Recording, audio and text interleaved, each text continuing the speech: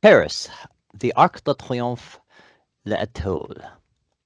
The Arc de Triomphe sits at the western end of the Champs-Élysées at the center of the Place Charles de Gaulle. The Arc de Triomphe honors those who fought in the French Revolutionary and Napoleonic Wars with the names of French victories and generals inscribed on its surfaces. Beneath its vault lies the tomb of the unknown soldier from World War I. The Arc sits at the head of the Axe Historique, or the historic axis, which is a sequence of monuments and thoroughfares. It was formerly named the Place de Atoll or Atoll Star because the arc sits at the hub of 12th Avenue that spoke like in a hub and spoke that radiate from its center. The plaza straddles three arrondissements, the 16th, 17th, and 8th. Tickets to go to the top are €16 or $17. Lines were long, but it took us just 45 minutes to get there, and we had a hard time buying them on the phone though. So if you go, reserve them online and don't do it from a phone, do it from a PC. It took 284 steps in a circular spirally staircase to get to the top of the arc. At 164 feet, it's 50 meters tall. It has a width of 148 feet or 45 meters and a depth of 72 feet or 22 meters. It set the stage for other public monuments with patriotic messages. The Arc de Triomphe was the tallest triumphal arch until the completion of the Monumento a la Revolución in Mexico in 1938, which rises to 220 feet or 67 meters high. The Arch of Triumph in Pyongyang, completed in 1982, is 197 feet, and the Grand Arch de la Défense near Paris is 361 feet or 110 meters, which is the world's tallest. It was commissioned in 1806 after the victory at Austerlitz by Emperor Napoleon at the peak of his fortunes. He chose the battle, the Butte de Chaillot, as the place to build his arch, designed by the architect Jean Chalgrin. And Napoleon entered Paris from the west with his new bride, the Archduchess Marie-Louise of Austria, and he promised his soldiers he will only return home under triumphal arches. He had a wooden mock-up of the completed arch constructed, and laying the foundations alone took 2 years. The Arc de Triomphe was designed by Jean Chalgrin starting in 1806, although he died in 1811, and the work was taken over by Jean-Nicole Huyot. Constructed halted during the Bourbon Restoration in 1814 with Napoleon's abdication, and Louis XVIII resumed construction. After King Louis Philippe I came to power in 1830, several projects were again proposed for completing the arch. The content of the friezes and sculpting groups were defined. The arc was finally completed in 1836 under the direction of the monument's architects Gust and then Huyot, and those under the direction of Arc de Triomphe, with contributions from 22 artists. The final cost was reported at about 10 million francs, or today's equivalent of 65 million euros or 75 million USD. On the 15th of December 1840, Napoleon was brought back to France from St. Helena, and his remains passed under it on their way to the emperor's final resting place at Les Invalides. Before burial in the Pantheon, the body of Victor Hugo was also displayed in the Arc on 1885.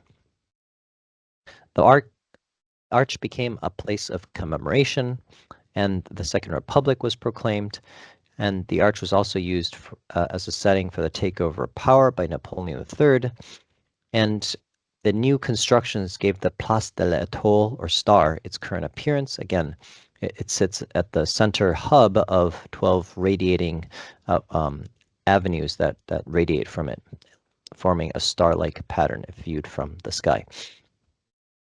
And in May 1885, Victor Hugo died at the age of 83. 2 million people attended his funeral. He was the author of The Hunchback of Notre Dame and Les Mis. He's also renowned for his poetry collections such as Les Contemplations and La Légende des Siècles, or The Legend of the Ages. Hugo was at the forefront of the French Romantic literary movement with his play Cromwell and drama Hernani. The tomb, at the end of the First World War, the French and Allied armies paraded under the arch, and The tomb of the unknown soldier holds an unidentified member of the French armed forces killed during the First World War to symbolically commemorate all soldiers who have died for France throughout history. It was installed in Paris under the Arc de Triomphe on the 11th of November in 1920. The eternal flame symbolically blocks the passage under the arch, and the eternal flame has been burning since 1921 and continuously since 1998 in memory of all who died in World War I. A history in sculpture. 4 reliefs are on the front of the 2 main facades. Low reliefs illustrate historic scenes. Allegories of fame frame the opening of the vault. On the attic and crown are 30 cartouches inscribed with the names of the main battles of the Revolution and the Empire, set out chronologically around the monument from Valmy in 1792 to Ligny in 1815. The Arc de Triomphe brings together political glorification and a celebration of the armies. The symbols and events represented echo the dedication specified by Louis Philippe. To the armies of the Revolution and the Empire, King Louis Philippe I wanted the sculptural reliefs on the facades of the Arc de Triomphe to represent the armies of the Revolution and the Empire and the role they had played. France had undergone a period of intense political change from absolute monarchy to the Republic in 1792, and then from empire in 1804 to the restoration of the monarchy in 1815, and finally to the parliamentary monarchy in 1830. The views from the top of the Arc de Triomphe are absolutely spectacular. They have historical significance, of course, but for a tourist, the Arc de Triomphe going to the top is well worth the time it takes to get there and the price. They offer absolutely amazing, spectacular views of the city. On a clear day, from a height of 164 feet or 50 meters, a person can see 16 miles or 26 kilometers to the horizon. They offer amazing views of the Eiffel Tower. And I waited there. I was there for quite a number of hours and waited until sunset. And just at sunset, the sun painted the entire city red for during the about 20-30 minutes that it was setting, and the Eiffel Tower lights up gradually. And here we see it fully lit, but it lights up gradually starting from the bottom and slowly more and more lit as the sun sets. So if you get a chance to visit France and Paris, make sure that you carve out some time to get to the top of the Arc de Triomphe. So thank you for watching this video. I hope you found it useful.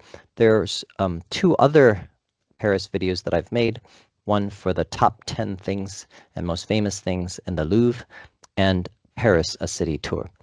So thank you for watching and have a great day.